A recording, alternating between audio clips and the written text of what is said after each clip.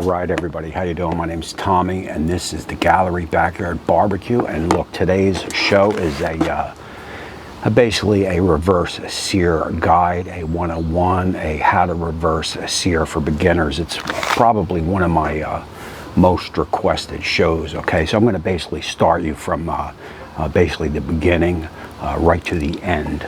Okay, so the first thing you need is a good probe that you can, as the meat is sitting on the grill, you want to have a probe in it to take it to the temperature. So you're going to slowly take it up to the temperature. For me, I like my steak rare to medium rare, right? So I'm going to reverse sear it to approximately 110 degrees Fahrenheit, and I'm going to do that at 225 degrees Fahrenheit, okay?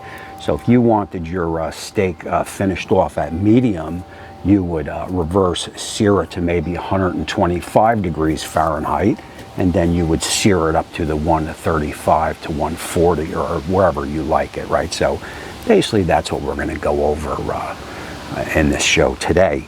So you need a good probe in the meat as it's sitting up on your grill as you're taking up the temperature. So let's look at a couple probes.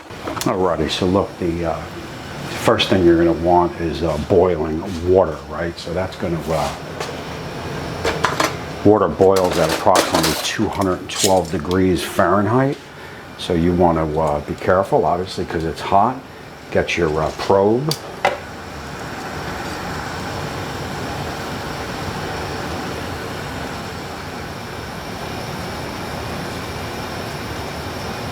All right, as you can see, 209 degrees Fahrenheit, so we're 9, 10, we're about 3 degrees off, and that'll work just fine. But what I want to do now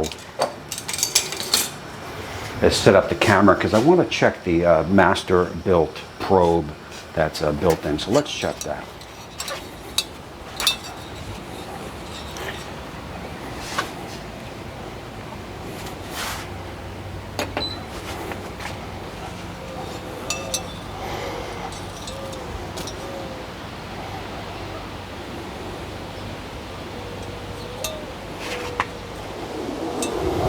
So you see we're at about 207 degrees Fahrenheit, and I did remove the water from boiling, so it may be at about 210 right now. Let's see. So we're at, now we're down to 203, 202, so she's dropping. This is my trusty ink bird.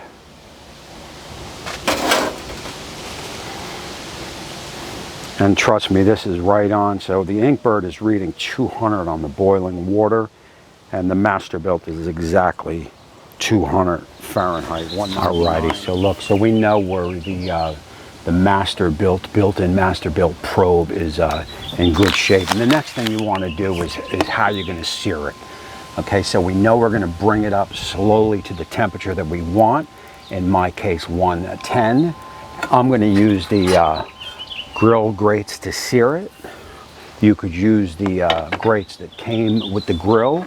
If you were cooking this in the house on an oven, you could use a cast iron skillet. Okay, so there's many ways to sear it on the Pit Boss or some of the pellet grills. They have that flame that comes up, so you could sear it that way also. Okay, so that's how we're going to finish it. And now let's take a look at the steak.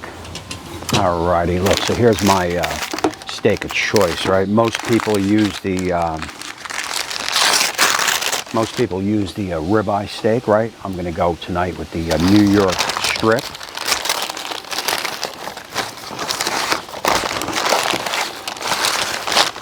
And look, you definitely want at least 1.5 inches. I mean, if it's 1 inch, you're pushing it. But to do a proper reverse sear on a cut of steak, you definitely want to get up close to that 1.5 inches thick. Okay. Alrighty. So look, you know how you're going to sear the steak. That's the next question for you, right? There's the classic salt and pepper, right? Some Pit Boss has a good one that I like. It's the Chop House steak rub. That's another good one.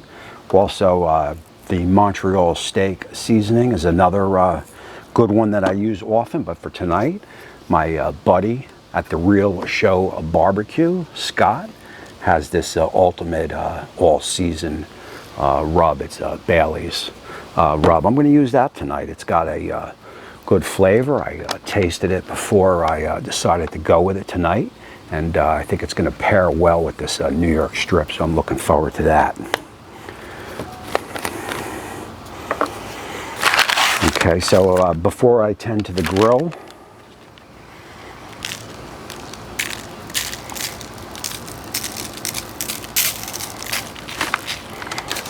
now this is a pretty decent cut of meat, right? So we want to get both sides of the steak.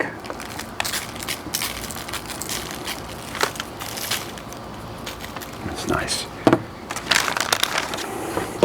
Now also I have I got a little bit of fat here. I think I could take some of that off.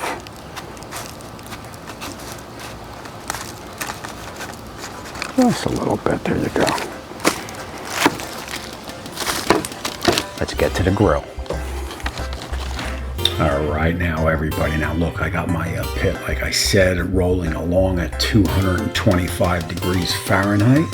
You can do a reverse sear anywhere up to, well, say 200 to 275 Fahrenheit, depending on the thickness of the beef and also the time. This is going to take me probably at 225, an inch and a half almost. We're looking at about a 45 minute cook to get it up to that 110 Fahrenheit for that rare to medium rare.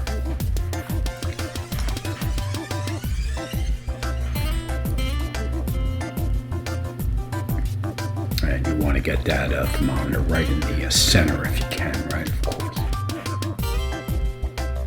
So look, unfortunately I was busy getting a jump on the edit, and I took this bad boy up to 116 Fahrenheit, right? So that tells me I'm going to have to go a little less on the sear to try to hold that medium rare, right? Anything more than medium rare I don't want, right? So I'm going to have to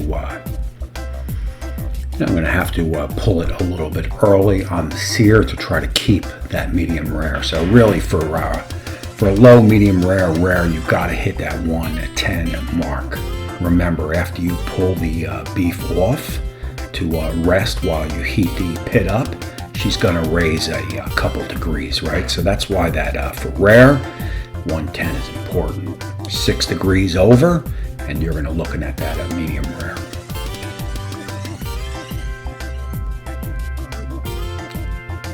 Of course, I like to put butter on everything, so I'm going to throw a couple dabs of butter on there to melt in there before I do the flip.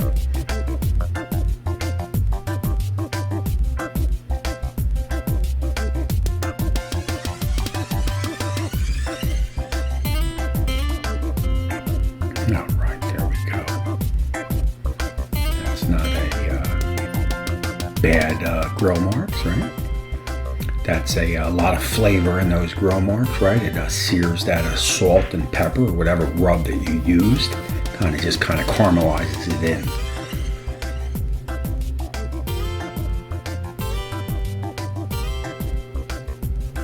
Now look, I'm going to get a temp on this, and I am overshot, right? That's at a 131. That's a medium rare to a medium almost, right? That's 126. We got to get this sucker off, get it on the board, get it covered up for about 5 to 10 minutes to let those juices settle, and then we'll slice in and see where we are.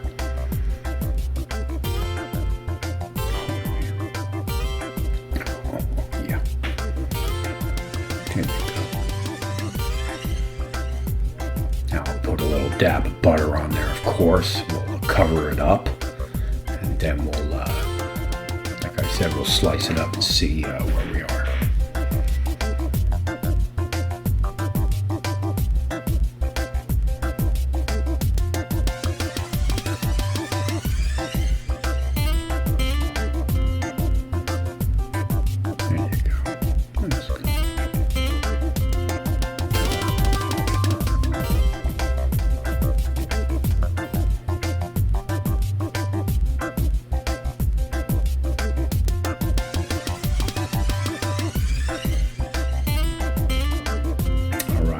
see the lesson here is keep an eye on your grill, right? Keep an eye on your temp probes. We're a good medium rare to probably medium, right?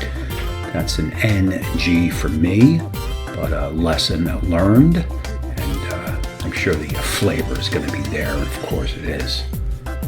That rub is a nice rub by my buddy Scott, right? The Real Show Barbecue. I'll leave links to his channel down below and up top.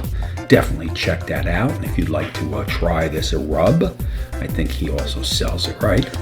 And you see we are pretty good. I guess I could call that a high, medium rare. What'd you think, right?